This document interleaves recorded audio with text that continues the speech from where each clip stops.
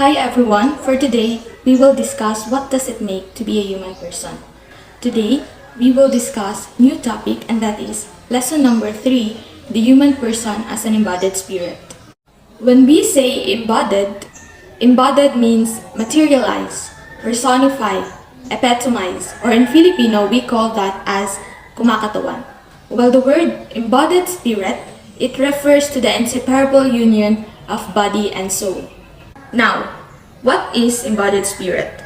Embodied spirit is an animating core living within each of us. It is known to be the driving force behind what we actually think, do, and say. Now, spirit. Spirit is the intangible element enables us to exercise thought, possess awareness, interiority, and the capacity to reach out to the outside world and other persons. Embodiment, on the other hand, is the representation or expression of something in a tangible or visible form. It enables us to do and experience all the things that makes us human person. Remember that the embodiment of the spirit particularly refers to the inseparable union of human body and soul. Inseparable, which also means that body and soul work together at all times. Therefore, we can safely say that the embodied spirit is that the body is not separate from the soul, just as the soul is not separate from the body. Now, always remember that a human person is an embodied spirit, meaning there is a physical body and at the same time there is a spirit, and that makes a human person as an embodied spirit. Human composition of man. It includes an understanding of the nature of existence, man, and his role in the world. It is a necessary product of man's rational mind. According to Zuwata 2010, philosophy makes man think about the basic foundations of his outlook in life, his knowledge, and his beliefs. Human. Human is a philosophical investigation concerned with questions such as the status of human beings in the universe and the purpose or meaning of human life. Person. Person is the personality of human beings, so-called self. Refers to a human being granted recognition of certain rights, responsibility, protection, and dignity above all. Philosopher refers to the human person as the totality of an individual possessing awareness, self-determination, and capacity to interact with others and with himself or herself. Personhood refers to the state of being a person. Human nature. Human nature is a concept that denotes the fundamental dispositions and characteristics, including ways of thinking, feeling, and acting, that humans are said to have naturally. What is a human person? Philosophy of human person can be defined as the science of human beings, which interprets the data of experience in the light of metaphysical principles. It has two sources, mainly the data of experience supplied mainly by everyday experience, which is confirmed by experimental sciences, and the metaphysical principles supplied by ontology or by metaphysics. Thus, a philosophy of the human person is a combination of science and metaphysics. In the early part of the 6th century, Boethius defined the person as an individual substance of rational nature. This definition, which became classical and was adopted by Saint Thomas Aquinas, obviously implies that every human being is a person. Since every human being is an individual substance of rational nature, if one cannot be more or less of a human being, so far as substance is concerned, one cannot be more or less of a person. And now we have a self-awareness. Self-awareness is the ability to focus on yourself and how your actions, thoughts, or emotions do or don't align with your internal standards. Self-awareness is the ability to see yourself clearly and objectively through reflection and introspection. While it may not be possible to attain total objectivity about oneself, that's a debate that has continued to rage throughout the history of philosophy. There are certainly degrees of self-awareness. It exists on a spectrum. Although everyone has a fundamental idea of what self-awareness is, we don't know exactly where it comes from, what its precursors are, or why some of us seem to have more or less than others. Number 2, self-determination. This refers to the capability of people in choosing and setting their own goals, being involved in making life decisions, self-advocating, and working to reach their goals. So this means that you set your personal goals, you advocate yourself that no obstacle can make you down in achieving these goals. You have the will and the power to accomplish anything you want. Having self-determination enables human person to assume greater responsibility and control. Number 3, externality. It refers to the capability of a person to reach out and interact with others and the world. So to reach out and interact, which means we communicate. Communicate by speaking, listening, and giving feedback. But what is the importance of an interaction to one another? Well, it allows us to confide in others and we also let them confide in us. Number 4 is dignity. Dignity refers to the innate right to be valued and respected. It is one of the most important things to the human spirit, and it means being valued and respected for the way you are, the way you believe in, and the way how you live your life. Example of dignity includes the respect paid to an elder member of the house. Consequence, on the other hand, is the result or effect of an action or condition. For example, if you won't eat your meal, you will feel hungry. So that is an example of consequence. Limitations of the human person. What comes to mind if we hear the word limitations? Well, limitation is a restriction or a means of incapability of doing something. Example, when you are only allowed to walk to the end of the block, this is an example of limitation. When there are certain things you are not good at doing, this is an example of limitations. Human persons are naturally deficient beings. This means that we are not prepared with the best physical aspects among all the beings. For example, human persons do not have the natural ability to fly, but we fly or travel to the sky using spacecraft like aeroplanes or helicopter.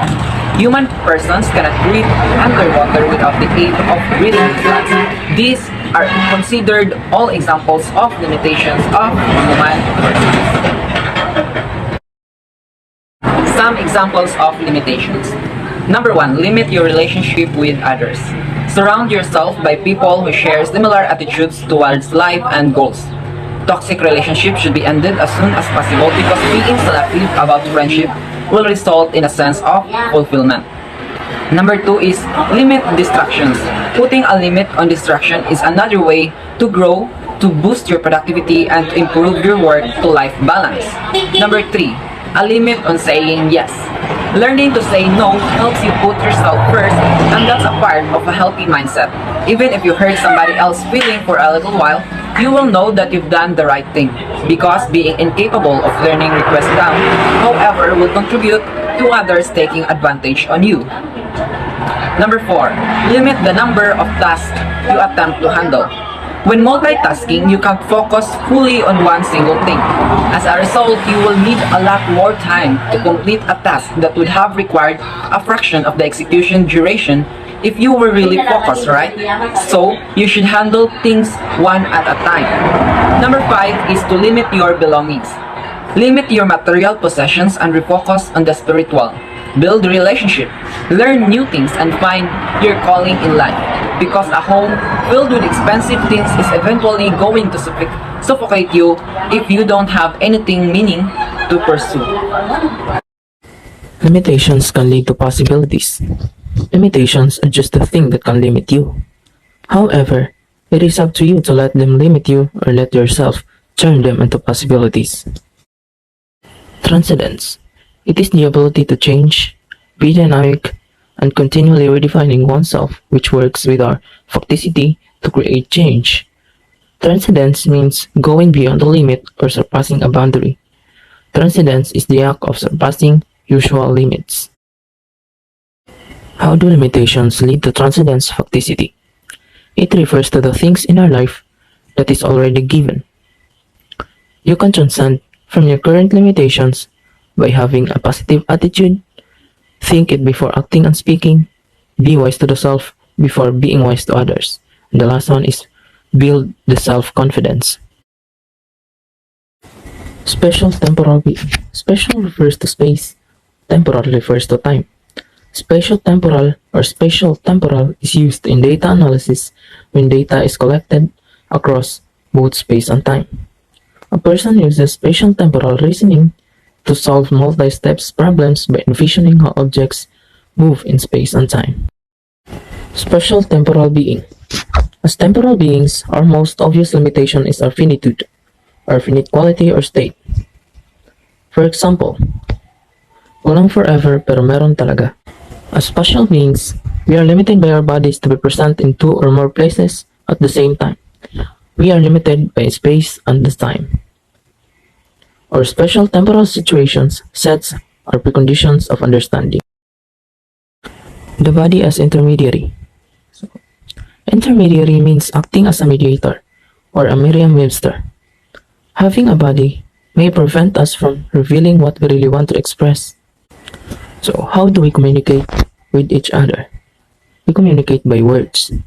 But can words really capture the things that we want to express? But this limitation can also be an advantage. In most cases, words are not enough. For instance, magbabago na ako, promise. One's limitations and possibilities for transcendence. Introduction. Jason Paul Laksamana. Many people admire Jason because he is a leader, the newest director of the world's largest company in Manila, Philippines. He is also one of the wealthiest people in the planet, bachelors under the age of 30. Everyone, like Jason, they have long-term objectives that they aspire to achieve and fulfill. If you are ultimately successful, how would you achieve your life objective if you could? How would you feel? Do you believe your point of view is will your life change? In this article, you'll find the solutions in this lesson. The preceding example discusses about enlightenment or a condition of being existence beyond above the bounds. Transcendence derives from the words trans or go beyond and scander, which means climb. In this case, achieving an objective implies because it creates a state of transcendence, the state of mind and emotion that there's more to life than that things that are physical and material. Similar to Maslow's self-actualization theory, transcendence is a state of mind fundamentally content with one's life regardless of the tangible or corporeal factors. The human person as an embodied spirit. In totality, a man is a physical body, a living soul, the inner self, mortal, and a spirit, the life force, immortal. The spirit takes form through the mortal physical body to represent its qualities in the conscious physical world. Each body part has its worldly function that is communicated in an aggressive and understandable form. For Aristotle, a human person is a personal being that possesses its intellectual nature in a natural unity with a material body. This unity is called man as a rational animal. For St. Thomas, the total vision of man would be the embodied spirit. Here are some limitations and possibilities for transcendence. Limitations of transcendence may not occur to everyone, does not come at a specified period, varies across all people, and may coincide with physical limitations of the body. Possibilities for transcendence: developing a positive outlook in life, working towards reaching a goal and learning from experience. It is also important to know that transcendence may be applied to present worries by living in the present. The human body in imposing limits and possibilities. From a biological and physical basis, it is clear that while the human body can execute a wide range of duties, it also has limitations. Limits imposed by the environment, demographics, and society may also obstruct a person's ability to achieve transcendence. Examples: bodily limitations, mental and emotional disorders, e.g. anxiety, so intellectual disability, disabilities like amputated leg and deafness, diseases and illness, hypertension, cough, failures and experiences, failure to thrive to a matter. Social and environmental limitations, Socioeconomic status, neighborhood locations, e.g., armed, disorganized, or violent areas, abusive relationships, emotional abuse, negative influences like drug usage, and all factors to consider. Experimenting with new experiences and working on more challenging difficulties might help you test your physical boundaries. If given enough exposure to any condition, the human body can achieve a goal with efficiency. Because they involve the impact of other people and the outside world, social and environmental limits are more difficult to overcome than physical limitations. However, with the right mindset, well-defined goals, and the desire to overcome obstacles, one can successfully transcend one's limitations. Even if you are still young, you are not barred from pursuing your dreams. Being aware of oneself when you realize that if you set your mind on your goals, you can go beyond your constraints. Transcendence becomes even more attainable. Key points and summary. From a biological and physical basis, it is clear that while the human body can execute a wide range of duties, it also has limitations and capabilities. In aiming for transcendence, it is important to consider the feasibility of your goals, the work you would need to put in, the challenges you will face, and the other factors that may come in play. Points to remember when going beyond your limits. You have a connection to the outside world or the everlasting universe. Challenges provide possibilities for growth. Your aim takes precedence over your anxieties. Consider thinking beyond the box and recognize that everyone is afraid of something.